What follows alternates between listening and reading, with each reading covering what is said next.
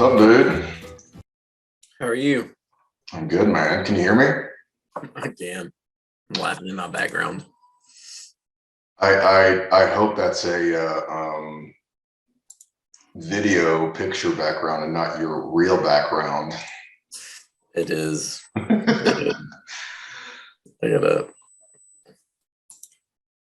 change it. There you go. Are you at home? Yep. Yeah.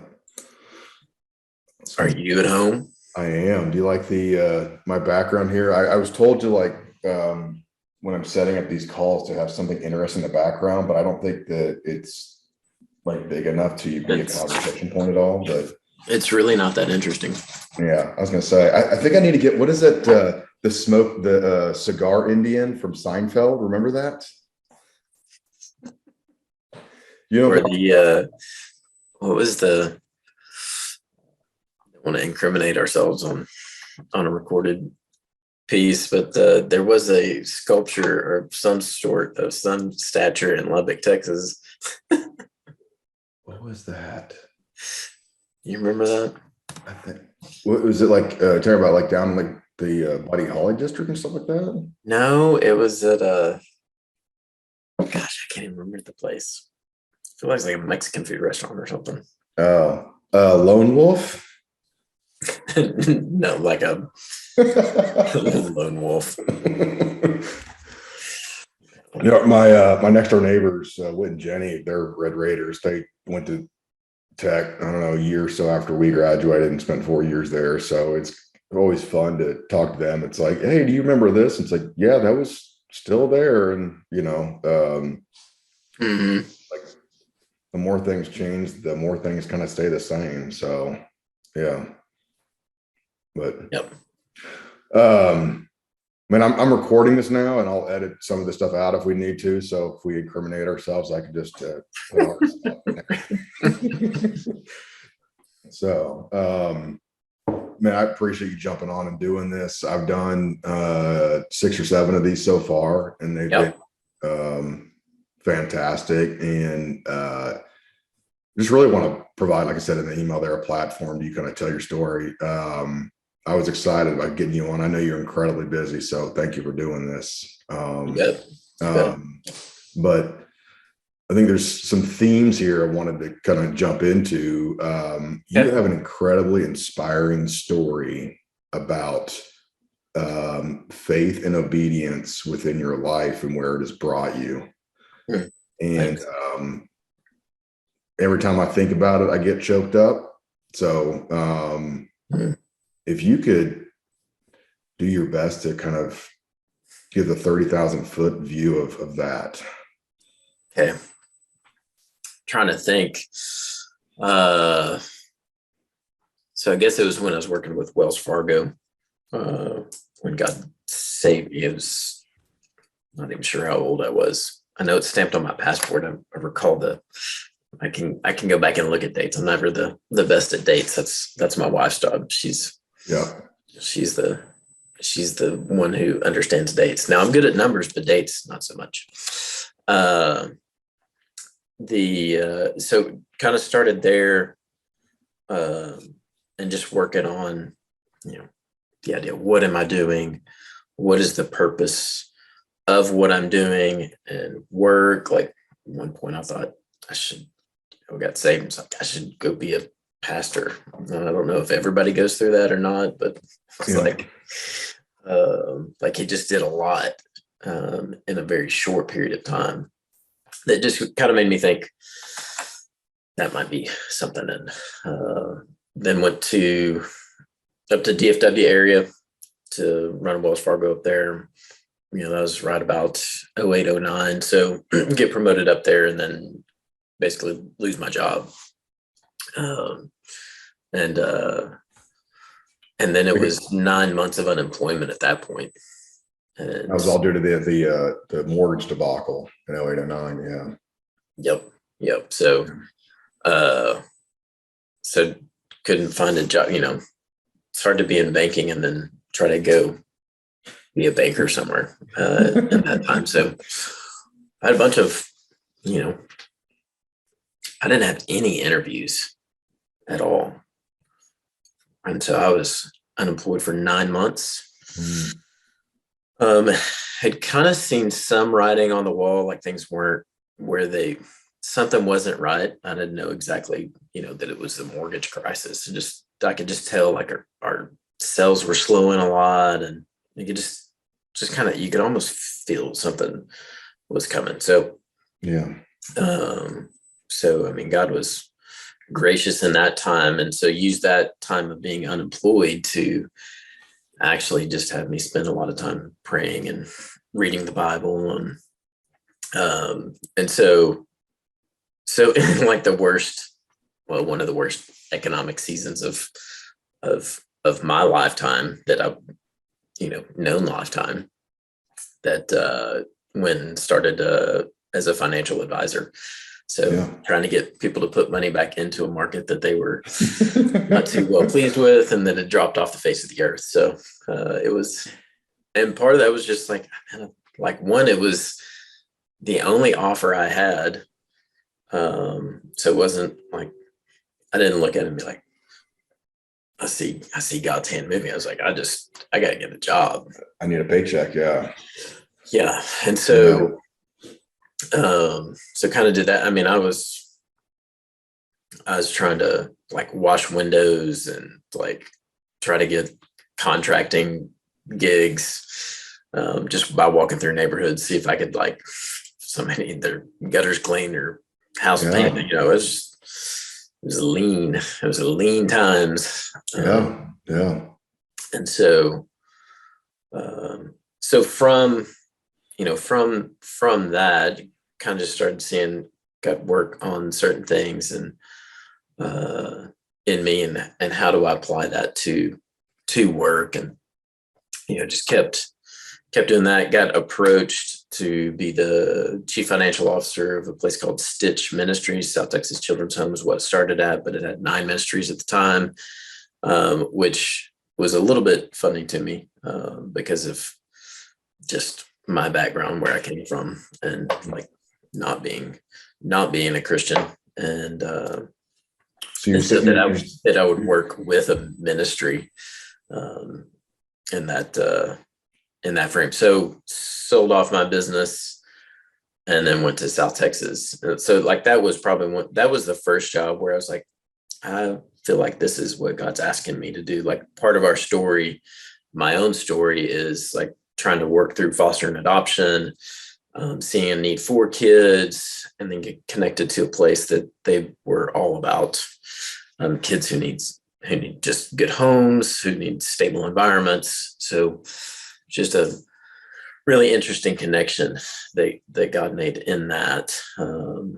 Did that for about 3 years, got into a position that had never been created before, and kind of worked through that. And then I had a friend who I'd known for a while, and he'd call me, and at one point he said, "Hey, I think I'm going to need somebody to help with finance and HR at this startup place." And I said, my response to him, I recall it distinctly, my response to him was, "Hey, when the startup doesn't work, call me and I'll probably have a job available for you." Because I think a lot of him, and I think he would have fit in very well.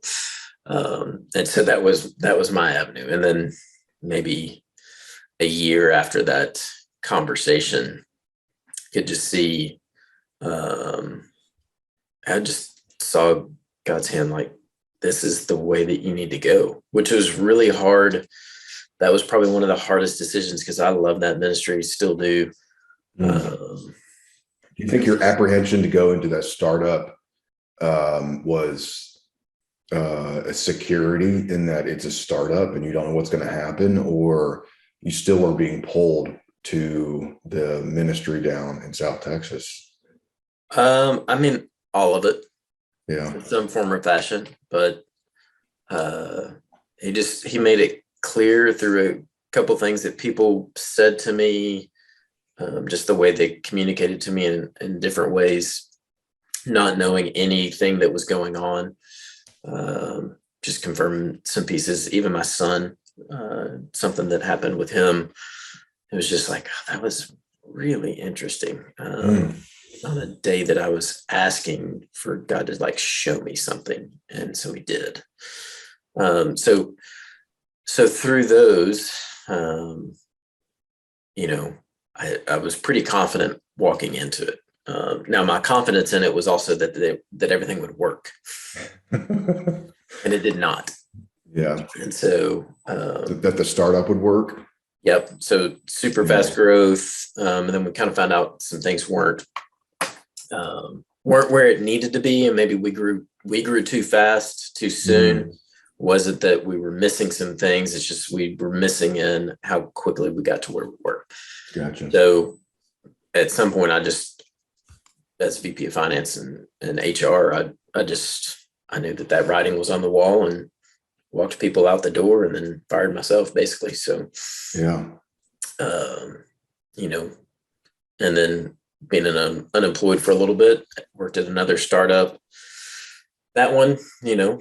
I mean, God, I think God was kind, and he provided a way, but it wasn't, you know, there wasn't necessarily like, this is what you should go do. And kind of the same thing, like just in the role that I'm in now as the CEO of the marketing agency, you know, just a connection that I'd made, and just a conversation that I had with the guy that owned it, and just got to talking about certain things, and he turned around and said, "Hey, you want to just run this instead of coming in and trying to help us do some of this stuff? You want to just run it?" I'm like, okay. I mean, I didn't even see that coming. My intention to just engage with him was just that. It was just to go have a conversation about, you know, his life's family. And I'd known him from high school, but I mean, it'd been 20 something years. He's just in the area. So I just thought I'd swing by and say hi. I think to a non-believer that your path might look kind of laissez-faire, just kind of going with the wind of things. Like reached out to Buddy here to go, you know, have lunch with here, and whatever happens, kind of thing. But that laissez-faire-esque, I think, is much more an obedient thing, in that, and I'm not putting words in your mouth here, but you know, we all put a plan together, but we quickly realized that it's never our plan. Or what's that Mike Tyson quote? We all plan until we get punched in the mouth. You know? That's very true. I feel like I've been punched in the mouth several times. So, and I mean, you know, it's and as that offer came, I was like, man, I can't see any reason to say no to that. And so, you know, kind of stepping into this new journey, you know, when I'm, you know, that's the work side of the journey. Like the family journey is like that one's the epic journey. Like my kids' stories and how God just, I mean, it just provided kids in just like the craziest ways. Like they're the most fun stories to tell. Jump into that. I mean, there's a lot there, but like with my son, our oldest, we were doing foster to adopt. We'd had quite a few miscarriages, and I don't know what it was. I'd look back now and I was like, well, the Holy Spirit just kind of said, hey, you should look at this, because I had no idea about the foster adoption world, like whatsoever. But my thought was, hey, there's some needy kids out there. Like that was the thought. It's like, maybe there's some needy kids who might need a home. And it's like, we want to be a mom and a dad. Yeah. So let's go pursue what that looks like. So we get through everything at the very last piece of the puzzle is called something a home lookup, where basically somebody comes into your house and they ask you a whole bunch of questions and basically make a decision or a judgment of whether or not you're fit to parent a child, which, you know, for somebody who doesn't have kids, it's like, you're not ready for any of this. Yeah. And so we get all the way through that process. It's in December that we're waiting for that next step. mean, they just went silent on us. And so part of that was like, I thought, I was like, well, it's Christmas. Who knows what all happens in that season?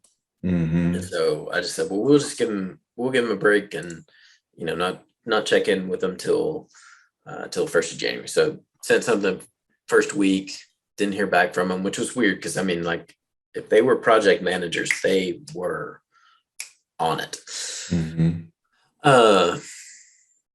And so yeah, then the second week, make a phone call, still didn't hear back from third week. And I'm like, man, I have no idea what's going on. And so then the third week, I think it was the third week in January. So Wednesday morning, Beth comes in. It's like, I'm pregnant. I'm like, you're taking a test? I didn't even know. Yeah. And and in that same day, so as I see, like, where I'd call the humor of God, or where it just kind of sits up, is like, I know all these things are coming together. It's like, you have no clue. It's like, and then we get an email from the place on the same day, like after that. It's like, well, turns out like today we found out we're pregnant. Wow. And so kind of walked through that. A tough pregnancy is part of the issues in there. But healthy boy now. So another one, we tried to foster and adopt again. What happened on that one? My wife's brother passed, and so we just hit the brakes on all of that. The next one had the offer from the children's home, so we were up here doing the training. It's like, well, the problem is the train up here doesn't serve the area that we were headed to, so we knew that we'd get settled in, and then we'd try to jump back into it. And Levi was almost 4, not quite. It's probably 3.5. And so I told the people at Stitch, I said, hey, I don't know what's going to happen, but we're going to jump back into this. And it's always a life-changing moment. So, right, like we get Levi, we have this huge loss of family. Then we have a life-changing, like, pick up your roots, move everything that you got down here. So those are all pretty big life change moments. And then, so we're going through it, and I was like, something is going to happen. I don't know what it is. Well, and it turned out, like, her dad got sick, and I was like, maybe that's it. It was a pretty hard season, but that wasn't it. And then then we found out she had a tumor. So we're actually in a day surgery to have the tumor removed. And then the doctor comes in, and he's like, it turns out y'all are pregnant. And people have asked me, it's like, is that because it wasn't a tumor? It's like, no, she still had the tumor. We were actually getting it removed, but then they had to roll us from there straight into the sonogram. Wow. And so, we were much older, and later stages in life. So age is a factor, and doctors talking about that, and talking about the baby will need to fight for blood supply versus this tumor. And we don't know who will win out. So I just started looking and just thinking, hey man, we just got to start praying for our child to know girl to be a fighter. Yeah. And so we were looking for names, and I just found one, and it meant like white warrior, pure fighter. I was like, that's it. And so she's named Finley, and we thought, hey, it works either way. But man, that's who we're going to pray by name specifically. And she's every bit of that. Oh my goodness, she's a little ball of energy, and just a fighter through and through. He just has a very zealous spirit. So I mean, those alone were just massive pieces to the walk, to the journey of faith. So the the work side had its part, but the big places and work, like I'd say, like the loss and being out of unemployment is actually, that was one of the like the best spiritual times. Like faith growing, just believing God is who he says he is and that he's good. I mean, just more of the attributes, just chewing up his, like, it was a really rich, I look back at that, that was a very rich time for me in that, which wouldn't have happened if I had been working. I remember. I wouldn't have been able to spend hours studying like that. So, it's what's that saying? I think we've chatted about this before, that, often we pray that God makes things more convenient in our lives, but often he gives us opportunities to be more bold and courageous, in recognizing those opportunities. I remember when we were working together at Wells Fargo many, many years ago. You kind of went your direction with Wells Fargo, and I think you went down to Waco, I think, and I was still up here. But just like anybody else at that age, trying to figure things out, and left Wells Fargo and jumped into a role that was 100% commission. And I thought this was going to be no big deal because I'm the smartest man alive, and and I know what I'm doing. And then the guy that hired me and the managing partner of the firm both left a week later, and so had no idea what I was doing, and I mean was scared, at the time of trying to earn a living. And those moments there were moments of questioning faith, revisiting faith, getting me out of my box, that kind of thing. And I look back at that and I just remember how scared and stupid I was, but wouldn't trade for the world, So yeah. I mean, that's like, I'd never choose somebody to really have to walk through that path, but I know that through the path of suffering, one of two things happens. It's either you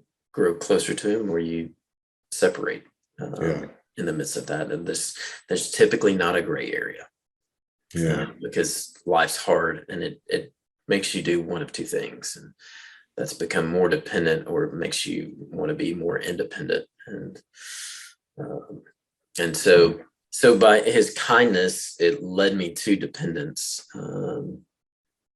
in him. And so that dependence, and it's still like even with losing other jobs, and in the midst of being obedience, or being obedient to leave a really great job to come up, and then with the startup and it not work out, that was a huge battle. Lots of bitterness, anger towards him, and just trying to, I didn't doubt that that Jesus was still perfect on my behalf, but man, I was just angry at him. Kind of a confusion. Why aren't things working out as I think they should work out? I've got a comfortable and easy plan, and I'd like for that to work, because in my mind, as the God of my life, I'm a pretty good planner. Like, it always goes well. It's amazing.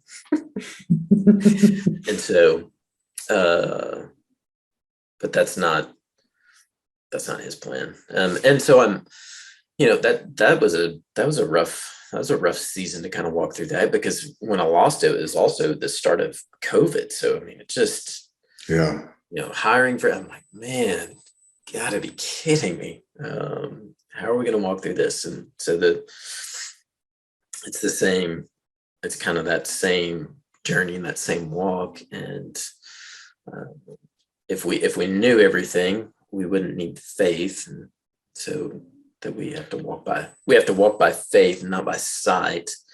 And then try to work hard and do things. And like all of those pieces come together. He still says, basically put your hand to the plow and get after it. That's how you do that, and work through being angry with him as well. So grab a plow and pray. I mean, my grandpa, I remember,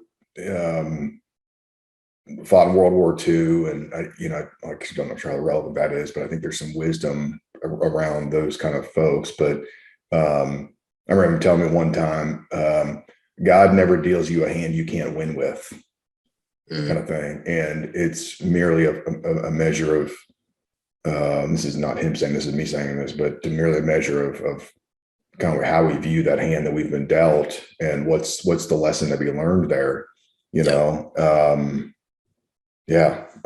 It usually exposes wrong beliefs that we have, wrong expectations.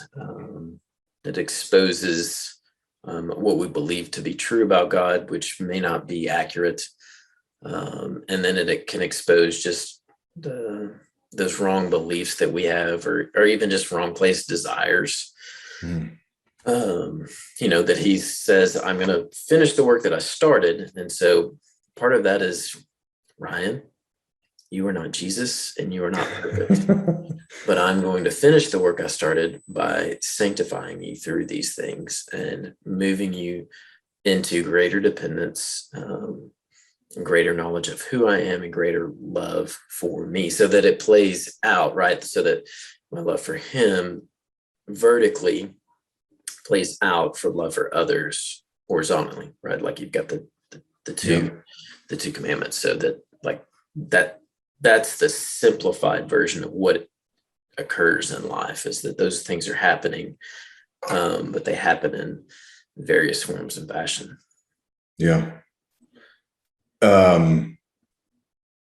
Segue here, but your new role,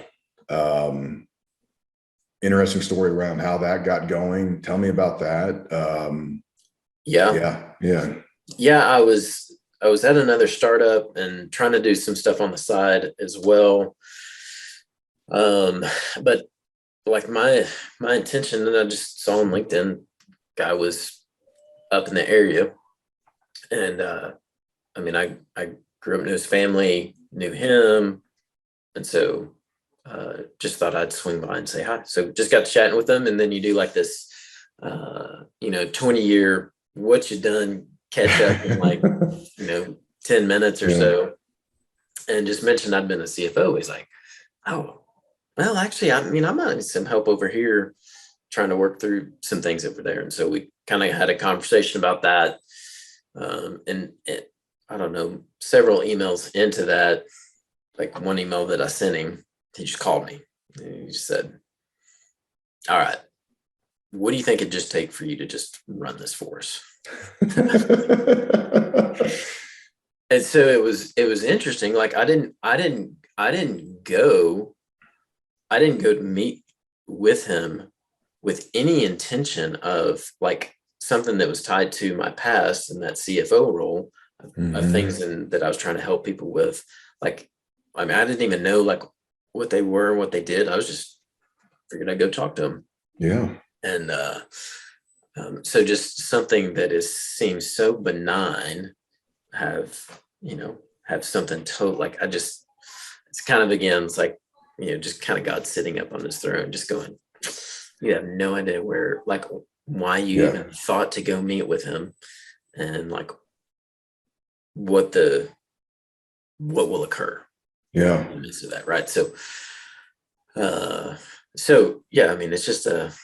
it's just really interesting. You mentioned like, your background could look like a little bit laissez-faire. Yeah, my resume, it's like, what are you trying to, like, what do you want to do in life, Ryan? It's like, that's a great question. So I want to lead people well, and I want to help them grow.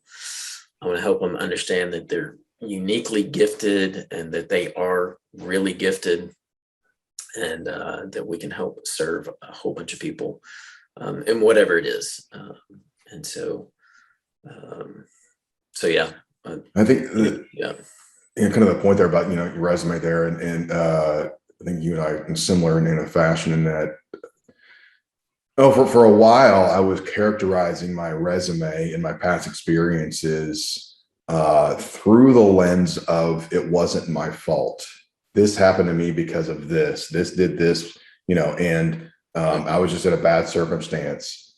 And actually, one of the guys in our community group was talking about that, and he's like, Phil, it seems none of this has ever been your fault. And it's like, you're like convicting and like, like, ow, dude, but he was spot on in the fact that, I failed multiple times, but that's okay. I was really trying to force my will against what God had in store with me. And wow, you failed. Go figure, right? And when you just let go and start being obedient, man, that freedom there and peace is hard to explain to others that don't have it, if that makes sense. So. Yep. Yeah, I agree. That fighting and striving for, and then I'd say like, because there's the wrong perception of our identity and who we are and like what we're made for. And I think that search for like, who is God made you?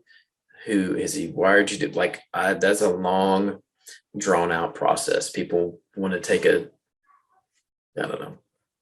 Yeah. Take all these assessments. I don't care if they're from a church assessment or if they're in a business settings. Like, there's a lot of assessments that happen.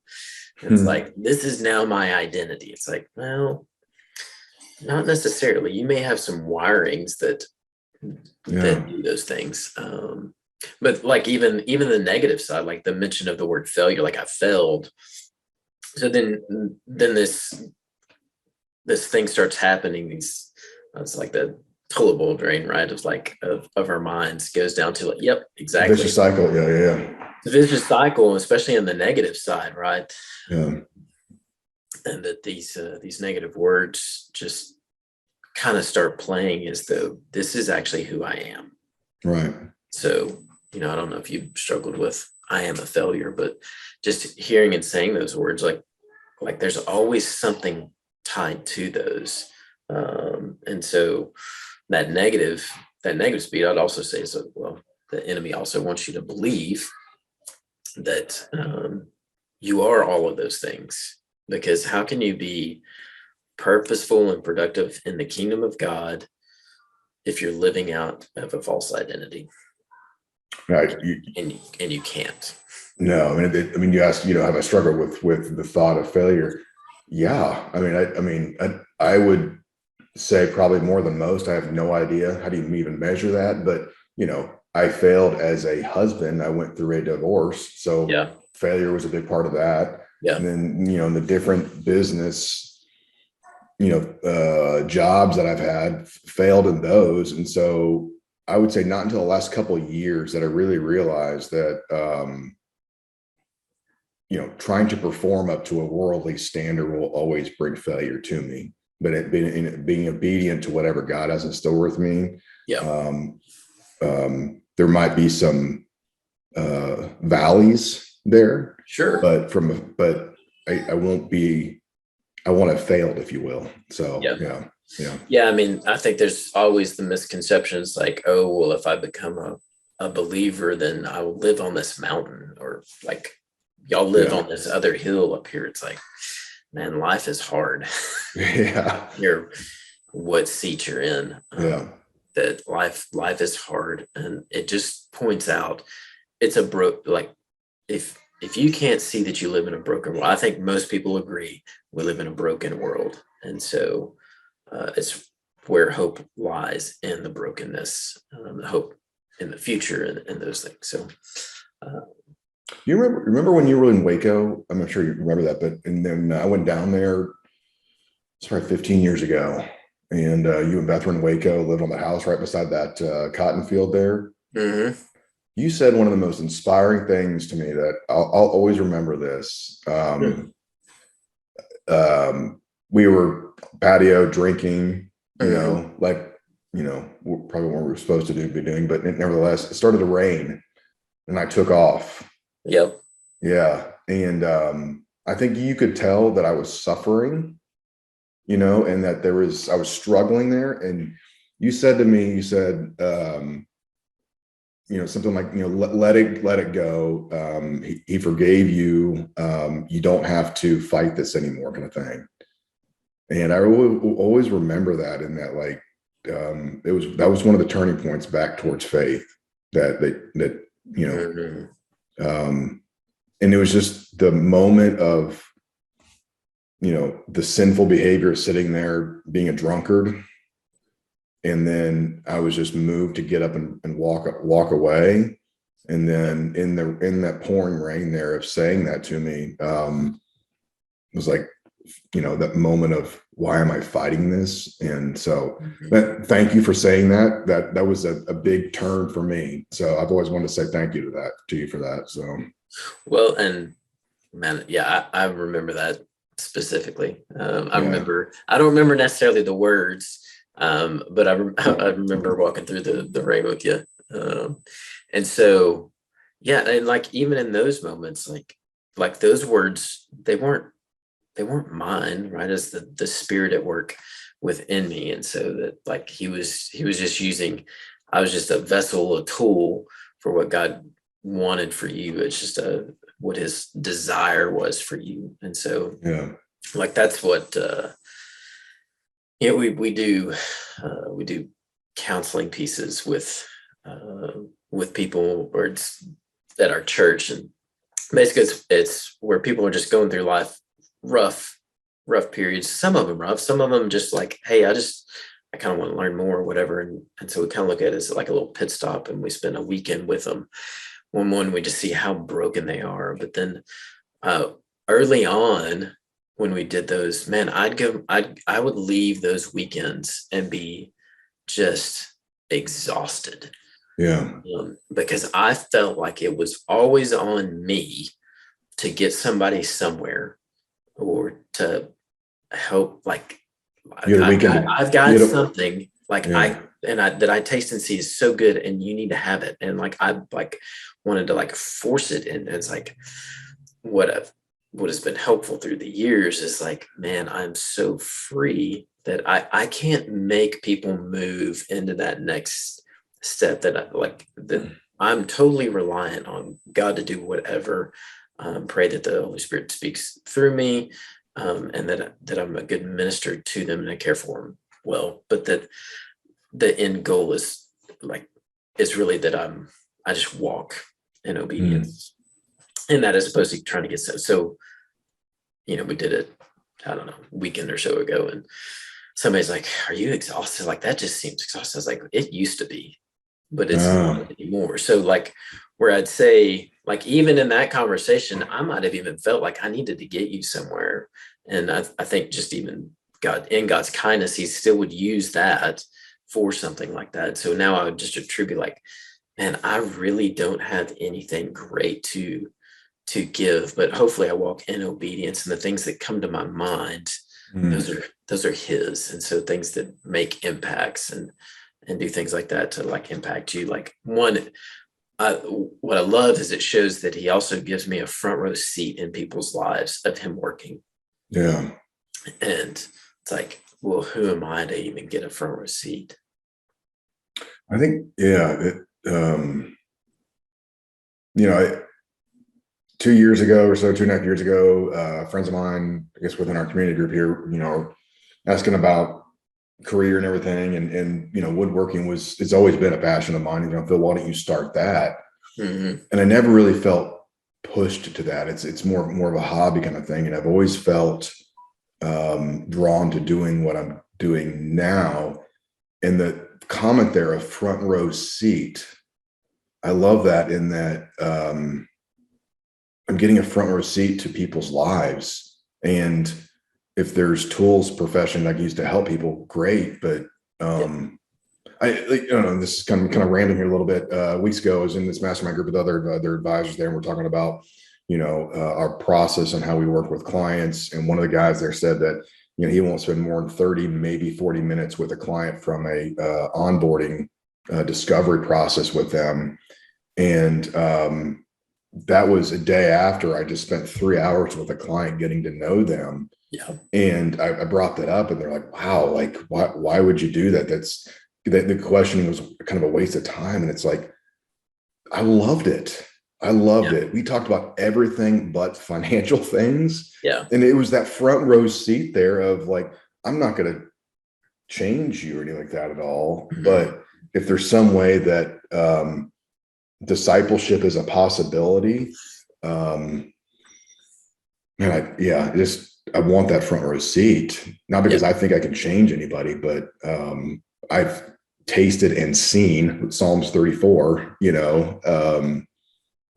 what they could do. So yeah, well, and I think another a part of that is also you move away from transactional relationships, and so yeah, Wells Fargo is all about the transactions, right? Like yeah, smile and dial and punch it out. And I know that there's probably people that we may be attached to that if they're listening to this, that they may be in that. It's like, I still think that you can do what's set up before you. You don't need to have a 3-hour conversation on your cold calls, but there's also just some aspects of sales that are changing to be less transactional and understand who that person is and where they're coming from.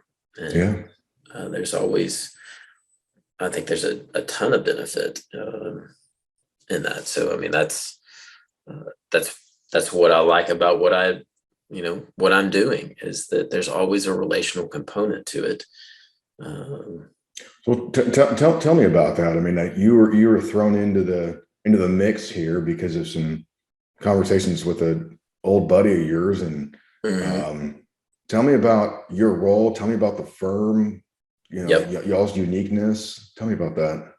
Yeah, so we're a digital marketing agency, and so I came on to really say, they were trying to do it, but they've got other jobs, and so it was just pulling from the management side, where they didn't always have eyes on everything that they wanted to have eyes on, as much as they really liked it. They wanted to drive the business. It was just missing that piece. And so they'd had some hires in there that ended up not being good hires, not of any fault of their own. It's just part of owning things, right? Sure. And so as I've got in, it's like just seeing what happens when you have when there's like a toxic piece to it, or they can become toxic, and you get this mixture that comes in. So just trying to come in and give some stability to the organization, to try to guide the ship through the storm. It's like, hey, there's some calmer waters over here. I can see some calmer waters. Stick with me. Like this, I think this is where we're going to head. Like, this is what I see. This is what I'm thinking. Really good people on the team, really talented, whether it's creative design. So that could be, branding, logos, graphics. We've done a couple little videos where, I don't know, like our Monday morning meeting, we'll give a word. And so then we'll all like make a drawing of this, like on a piece of paper, and then we'll flash it up. And then our graphic artist would take that and render. Like, this can kind of be the process. Part of it was just to know what are the different perspectives that people have. You can have a word, and that can mean a lot of different things, or the way somebody thinks about that word, it could be similar, but two different aspects. So trying to take that, and then what the genius of our creative department can do with that. And then, website development, e-commerce strategies. We did a lot with that. And then on the digital, like what's called search engine optimization. So we've got all the pieces in there to help large and small businesses try to do that. So some of those are bigger plans to launch things, and some are just the day-to-day marketing operations. So we might come in and basically be the marketing arm for an organization. So there's different roles that we can play with people and with businesses, but it still always comes back to the relationship that we're tied to, the strength of that relationship, and that growing of trust, right? And so where there is no trust, that it goes sideways fast. So, but as these people are kind of work in that. And they've had a lot of clients with them that are larger clients. And so how do we continue to develop that? How do we develop like where our niche is? It was born out of another company needing something. And so because of that, it was just people started hearing that they did it. And so people would come and get those services. So right now, really trying to start solidifying our identity in the market. Kind of as you say, what's the differentiator? So this e-commerce, we've got quite a few clients down that. It's a lot of it is change over 2020. So like with Amazon, you had a bunch of e-commerce start happening and direct to consumer, but then now you've also got perishables. So like grocery items or whatever, that e-commerce side has really come to bear. So we've got some avenues down that route that we feel really good with, that we think that we've got a good team who's probably got a little bit more knowledge than some other people in that space. But we also come from not a scarcity mindset. It's like there's enough things out there, enough people to help, that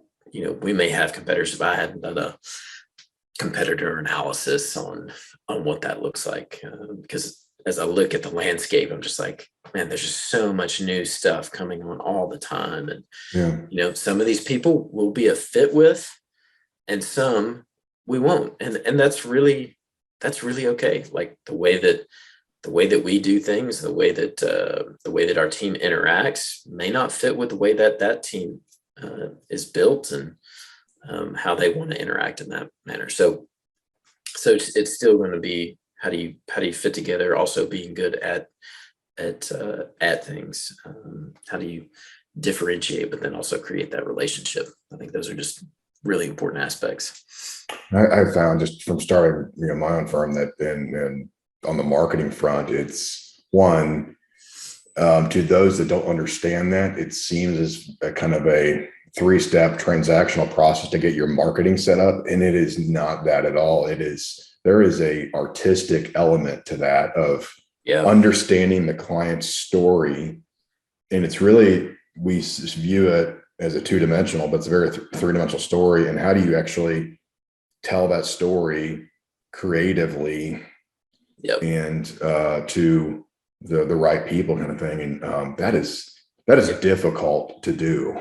Yeah, it is. And I think takes time, right? There's nobody who will tell the story better than the organization themselves. Now, whether or not they have time to tell the story, that's usually the thing, but trying to learn that story.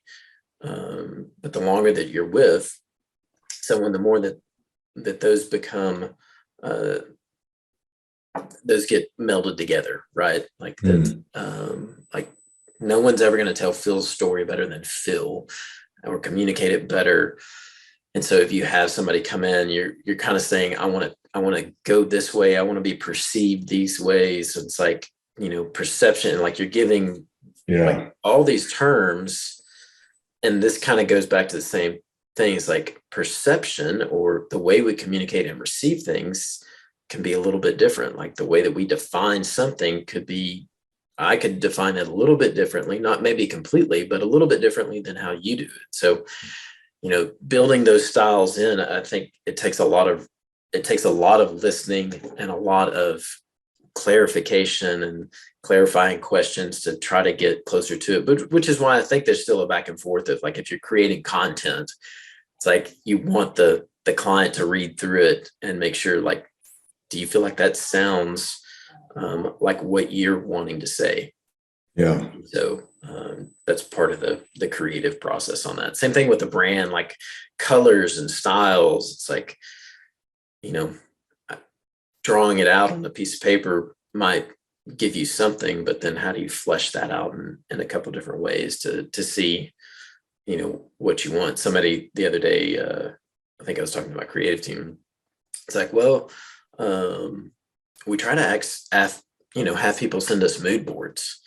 And in the back of my head, I was like, how many, I would think some of them do, but how many people actually know what a mood board is? It's like, you don't live in a world where that's the thing. It's like, and so more than likely you hit Google and you hit mood board and you figure out what what that means. And so how do you take language, how do you take these little pieces of language that are really like just normal part of a culture over here, and then try to communicate it in a way that is more plain language in certain ways? Or how do you teach people? I think a lot of things that I'm trying to say is like, what I want us to do is be really good teachers to our clients and to people in general. So as we're going through a rebranding right now, part of it will be, we'll have case studies, we'll have how we want to look, but the other part's just, hey, let's have a strategy in our blogs that start teaching people, if somebody's searching for something, that they're actually being taught something by reading it, as opposed to come see us. That there's places for that, places for a call to action, but let's be givers first. And I think all the rest of the stuff it tends to work itself out. It's kind of in similar kind of vein between you and I, that we need to have the mindset of a teacher. And I say this to every single one of my clients, like,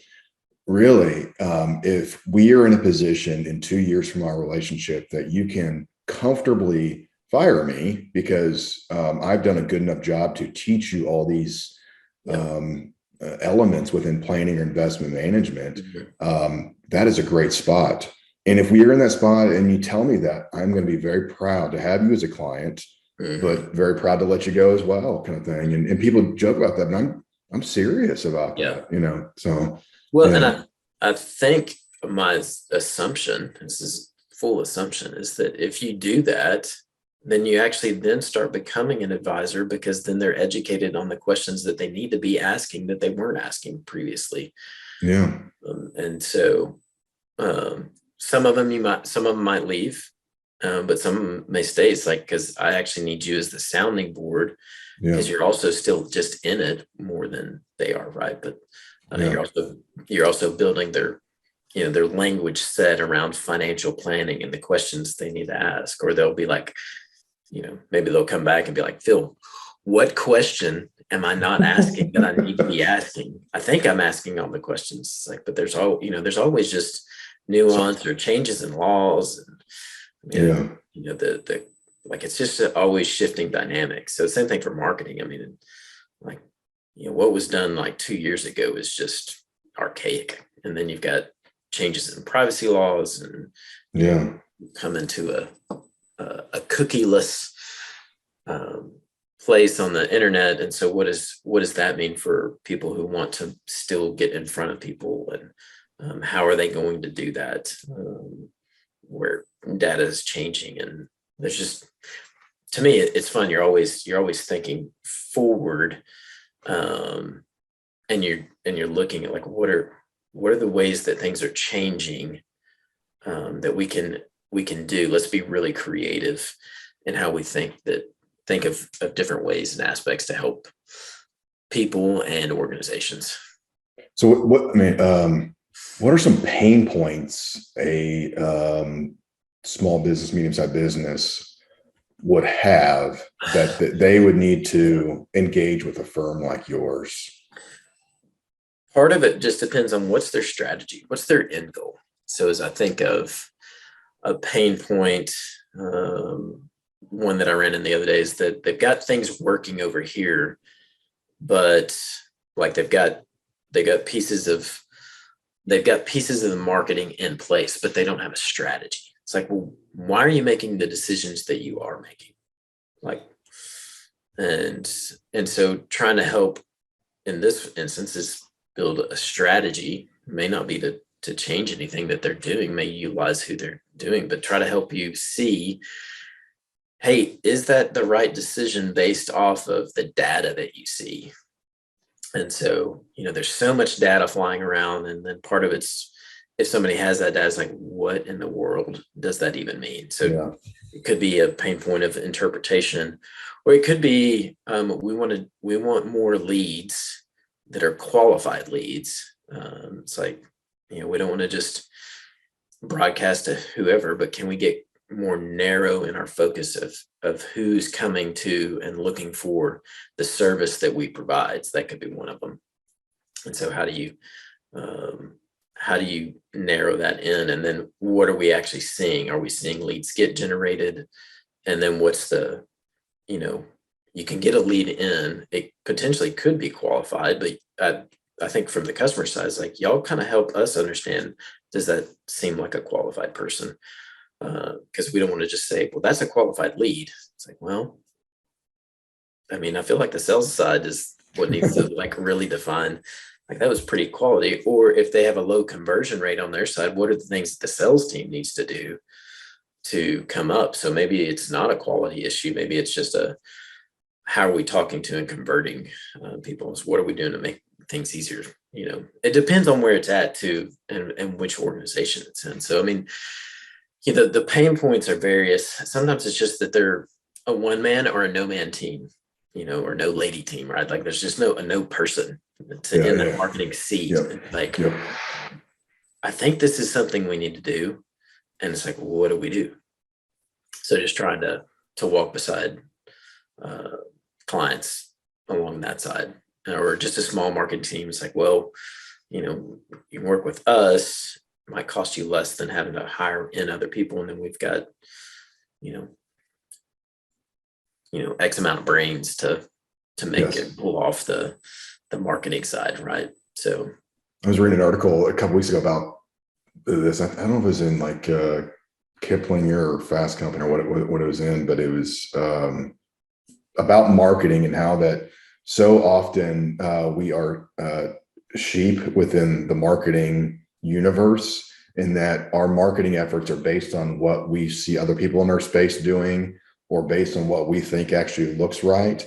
And often what we see other people doing is actually the wrong thing, or it's actually going after the group you're not going after. And so you see like these behaviors of like so many people going this direction in marketing, which actually goes against the grain of what they're trying to accomplish. And it makes so much sense, because I've seen so many companies out there over the years that, why are you doing this? Like, I don't know, my buddy, that's the way he did it, or that's what I see out there, so that's the kind of way we did it. And it's like, which makes sense. We're all doing that, and we're all